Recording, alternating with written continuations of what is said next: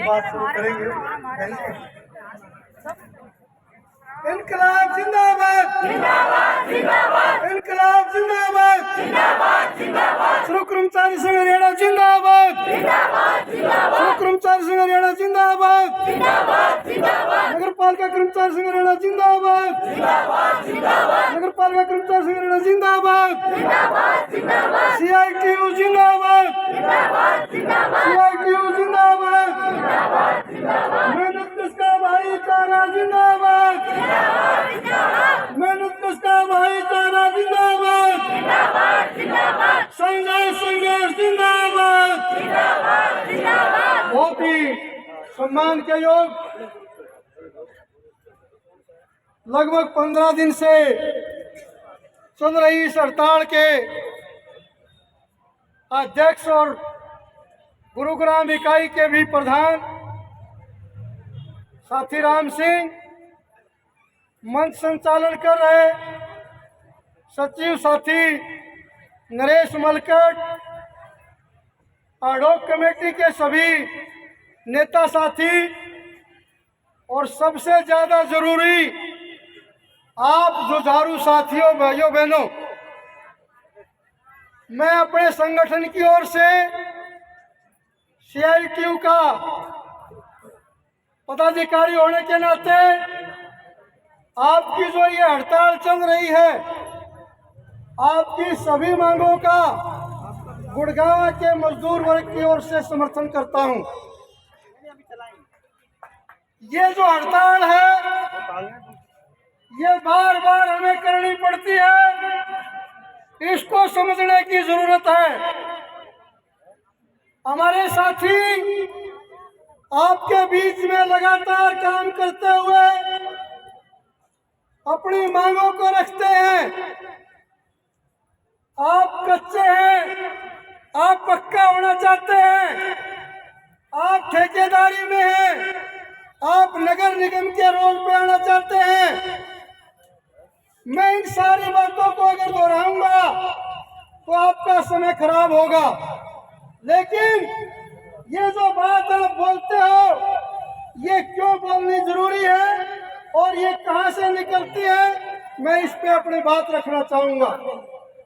जब भारतवर्ष में आजादी का आंदोलन चल रहा था और राष्ट्रीय आंदोलन के नेताओं ने जब आजादी का एक प्रारूप रखा देश की जनता के सामने, जब उन्होंने बताया कि हम देश आजाद कराना चाहते हैं, तो गांव-गांव में लोगों ने ये पूछा कि आजादी का मतलब क्या है और हमें आजाद क्यों होना है।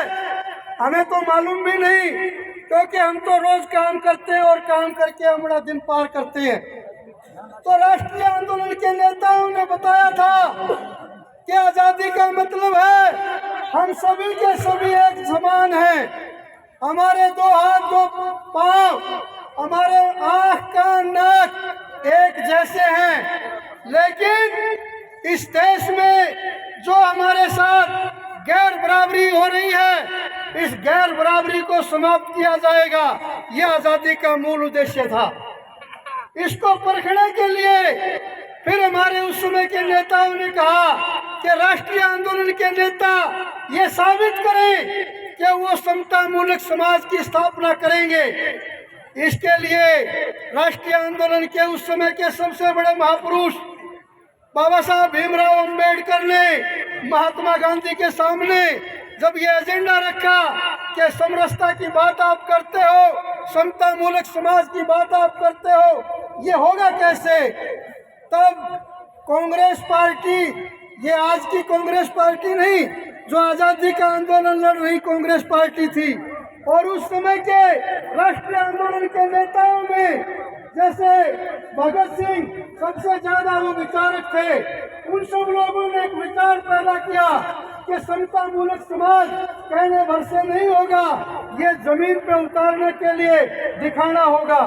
तो महात्मा गांधी जो सबसे रईस परिवार का बेटा है, आप लोगों ने कभी उसको पूरे कपड़ों में नहीं देखा होगा। जो नोट पर उसकी फोटो हम देखते हैं, इसका कारण है कि उसके बाप की जितनी दौलत थी वो सारी दौलत आज़ादी के आंदोलन को दान कर दी उसने, और वहीं से उसने कपड़े आधे पहनने शुरू किए कि मेरा देश गरीब लोगों का देश है। इसलिए इस बात को साबित करने के लिए मैं कपड़े भी बदलता हूँ। उससे पहले वो सूट बूट में रहता था, बैरिस्टर था, वकालत पढ़ के आया था, इंग्लैंड में पढ़ा था। लेकिन उसने हमारे उस समय के नेताओं के इस बात के लिए कि हमें आज़ादी क्यों चाहिए, आप इसको साबित करो कि ये आने वाले कल में हमारे साथ कोई धोखा तो नहीं होगा, तो उन्होंने इसको जीना शुरू किया। आज हमें इसी की पड़ताल करने की जरूरत है। आज देश में हमारा एक प्रधानमंत्री है, वो बनारस में वो हमारे सफाई कर्मचारियों के पांव धोता है, लेकिन वो गांधी नहीं हो गया, वो तो हर 5 मिनट बाद कपड़े बदलता है। यहाँ से हमें एक लाइन को समझने की जरूरत है कि आज जो देश में पांव धोने की बात करता है वो हमारे को छलना चाह रहा है, और उसके छलावे में हम बार बार सड़कों पर आते हैं। ये सड़कों पे आने का कारण हमें समझने की जरूरत है, और इसको जब हम समझेंगे तो हम उस ताकत को जो हमें सड़कों पे लाती है, जैसे अभी आप लोगों ने राकेश दौलताबाग, सुधीर सिंगला, उनके घर पे प्रदर्शन किया, ये बिल्कुल सही दिशा का सही कदम है। लेकिन कई बार हम देखते हैं स्कूल हमने नहीं बनवाया, ये जो बिल्डिंग जो कमिश्नर के घर पे हम आए हैं, ये बिल्डिंग भी हम लोगों के टाइम की नहीं है, ये किसी ने बनाई थी। ये किसी ने सोचा होगा कि ये जब शहर बढ़ेगा तो यहाँ एक अधिकारी आएगा, उसके जिम्मे इस शहर की सारी सुरक्षा, साफ सफाई और लोगों का जीवन स्तर सुधारने का काम होगा, और वो यहाँ रहेगा। कौन थे वो लोग? वो थे आज़ादी के बाद जिनके हाथ में देश की बागडोर आई। कांग्रेस पार्टी के नेतृत्व में पंडित जवाहरलाल नेहरू के प्रधानमंत्री काल में जब उन्होंने देश के विकास की बात रखी, तो उन्होंने देश के विकास का एजेंडा मोदी की तरह नहीं रखा कि वो नोटबंदी करता है, लोगों को लाइन में लगवाता है और लोगों को मारता है। नहीं, उन्होंने आज़ादी के बाद एक नक्शा रखा। इस देश में 2 तरह के लोग हैं, एक टाटा बिरला डालमिया, ये उसी समय में थे, और एक वो लोग हैं जो आज भी पूरे मोहल्ले की सफाई करके एक पल्लू में फेंकी हुई रोटी को लेकर घर आते हैं और बच्चे उस रोटी का इंतजार करते हैं। इस दशा को बदलने के लिए पंडित नेहरू के नेतृत्व में तत्कालीन कांग्रेस पार्टी की सरकार ने समता मूलक समाज की स्थापना के लिए एक मंत्रालय का गठन किया, जिस मंत्रालय को सामाजिक अधिकारिता मंत्रालय बोलते हैं, जिसके जिम्मे काम लगा दलित जातियां जितनी भी हैं उनके विकास की योजनाएं बढ़ाई जाए। उन्हीं योजनाओं के बीच में उन्होंने ये कहा कि ये योजनाएं काफी नहीं है, योजनाएं कम है और योजनाओं का लाभ लंबे समय में मिलेगा। इसलिए एक और नया पैटर्न उन्होंने अपनाया कि देश के लोगों के लिए जो सेवाएं हैं उनका सरकारीकरण हो, और उन्होंने सफाई कर्मचारी नामक एक नई नौकरी का जो उन्होंने खाका पेश किया। उस नौकरी के चलते हम लोगों को उस गंदगी से निजात मिली जब हम एक पल्लू में रोटी लेकर घर आते थे, और हमें खुद ये महसूस होने लगा कि हम नगर निगम में उस टाइम पे कमेटियां होती थी, तो हमारे को आज भी कमेटी में लगा हुआ है। ये बोलते हैं ना, ये उसी कांग्रेस सरकार में ये जवाहरलाल नेहरू ने जो रखा विजन, उसके चलते हुआ। आज की सरकारें क्या कर रही हैं, आज सरकार में कौन है, ये हमें समझना होगा। हम पढ़े लिखे कम हैं, इसलिए इस बात को समझ नहीं पाते। आज ही मैं एक कर्मचारी हमारी आपके बीच में ही थी, मैंने उनसे पूछा कि आप यहाँ क्यों आते हो? वो बोली 3480 कर्मचारी हमारे हटा दिए, हमें वापस नौकरी पर लिया जाए, हम इसलिए आते हैं। तो मैंने उससे सवाल किया किसने आपको हटाया है? उसने कहा कमिश्नर ने हमें हटाया है। तो मैंने अगला सवाल पूछा कमिश्नर को किसने कहा कि हटा दो? तो अब उसने बताया ठेकेदार आ गया। तो ठेकेदार कौन है? ठेकेदार किसी एमएलए का भाई भतीजा है। तो एमएलए कौन है? एमएलए वो है जो हमारी पिछली हड़तालों में आकर के कहता था कि मेरा नाम राकेश दौलताबाद नहीं है, आप मुझे राकेश वाल्मीकि बोला करो। ये बात हमें उसी वक्त पहचाननी थी कि उस वक्त भी राकेश दौलताबाद गुड़गांव की फैक्ट्रियों में हजार मजदूरों के पैसों को खाता है और ठेकेदार है। हमें नहीं पता था ये बात, आप लोगों को नहीं पता था ये बात, इसी को पहचानने की जरूरत है।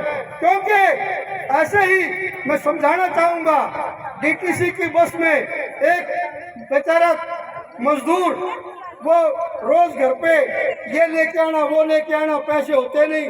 एक दिन उसको जब तनख्वाह मिली तो वो ऑफिस से निकला, सोचता हुआ जा रहा था ये भी लेके जाऊंगा, ये भी लेके जाऊंगा, ये भी लेके जाऊंगा, और वो डीटीसी की बस में चढ़ लिया।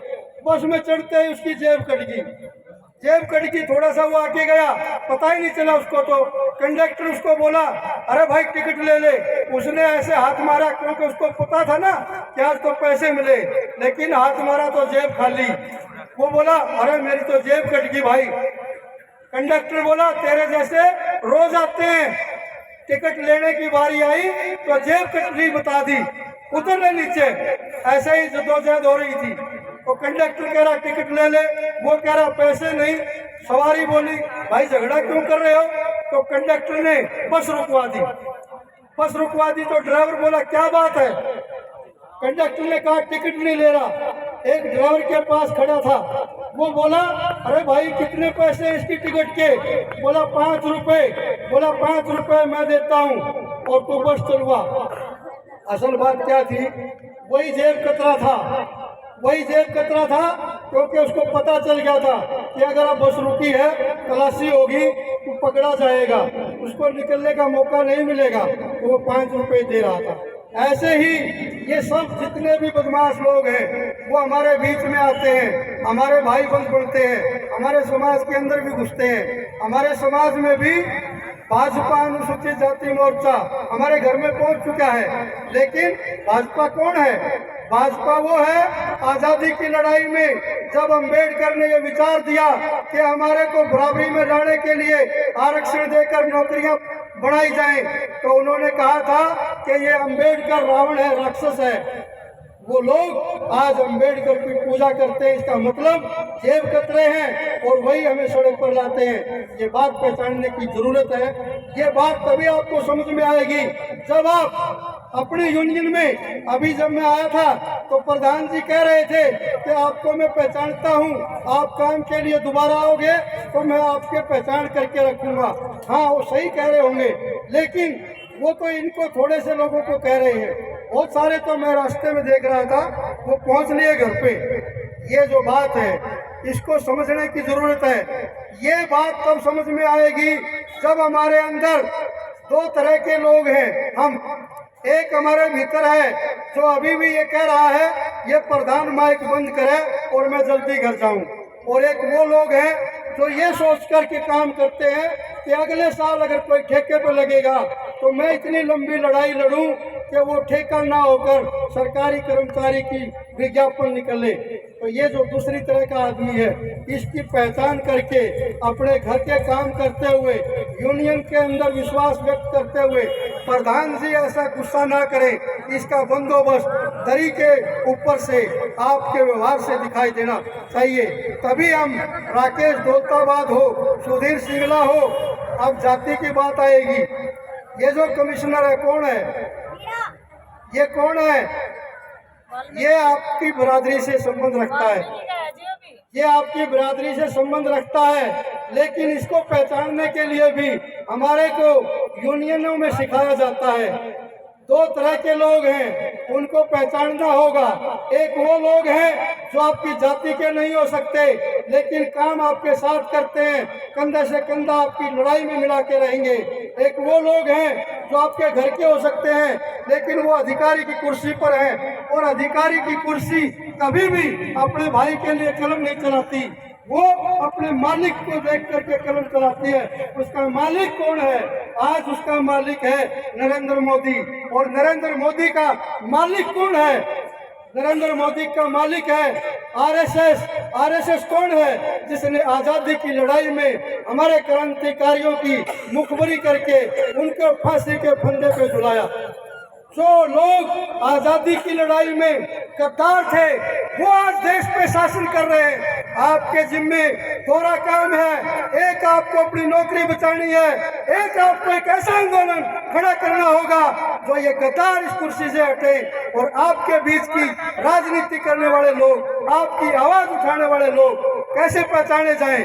कल हमारी करनाल में रैली थी, लाखों की संख्या में पूरे हरियाणा का मजदूर वहां गया। वहां रैली में एक आवाज उठी, गुड़गांव के अंदर 3500 कर्मचारी 15 दिन से सड़कों पे हैं। उस आवाज को बुलंद करने के लिए करनाल की रैली ने आपकी जो चिट्ठी, आपको निकालने की जो चिट्ठी है वो मेरे माध्यम से, मैंने प्रधान जी से बात की, वो भी नहीं दे पाए चिट्ठी। आप लड़ तो रहे हो, आपकी चिट्ठी नहीं मिली कल। हमने फिर किसी प्रकार से उस चिट्ठी को हासिल करके करनाल की रैली में सर्व कर्मचारी संघ के राज्य प्रधान जो धर्मवीर जी हैं, उन्होंने जो भाषण दिया वो सारा का सारा भाषण गुड़गांव की O&M और गुड़गांव की कौशल रोजगार के चलते नगर निगम से वापस ठेकेदारी में धकेले गए कर्मचारियों की आवाज को बुलंद करने की आवाज थी। इस प्रकार से आप जब तक पहचान नहीं करोगे कि मेरे घर में अगर भाजपा का झंडा है तो इसका मतलब साफ है कि वो कर्मचारी को कभी पक्का नहीं होने देंगे। इसलिए हमारी घर के ऊपर बीजेपी का झंडा हमारी पेट की आग को तेज करेगा, हमारी भूख को बढ़ाएगा। यहाँ से पहचान करनी होगी।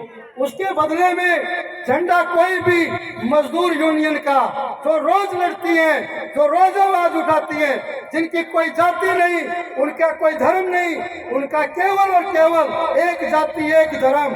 आप पैदल आए CITU की ओर से, मैं आपके बीच में आ जाना था तो मैं आपके प्रोग्राम स्थल से आप तक पैदल आया हूँ। ये बात इसलिए नहीं कि आप मेरी तारीफ करें, ये बात इसलिए है कि कोई भी आदमी अगर वो हमारे से जुड़ा हुआ है तो उसको हमारा दर्द भी महसूस होना चाहिए। अगर वो हमारा दर्द महसूस नहीं करता तो हमारे बीच में आना भी ऐसे है जैसे मैंने एक बार मेरे गांव में हमारी मुलाकात है सबसे, तो जो मिरासी बिरादरी हमारी दादी लगती है, सर नमस्कार। दादी को सर कितना दिन हो गया अपने घर में? वो रोज कितने घरों में जाती है, तो जीना आराम रहता सर आपका अभी तक कोई रिजल्ट नहीं निकाला सरकार ने? अभी तक कोई हमारा रिजल्ट नहीं हुआ है। और अगर हमारा 10 तारीख तक भी कोई समाधान नहीं हुआ तो 11 तारीख से गुड़गांव नगर निगम का तमाम कर्मचारी हड़ताल पर चला जाएगा। सर आपका परिचय? मेरा नाम नरेश कुमार मलकर, राज्य सचिव नगर पालिका कर्मचारी संघ हरियाणा। धन्यवाद सर।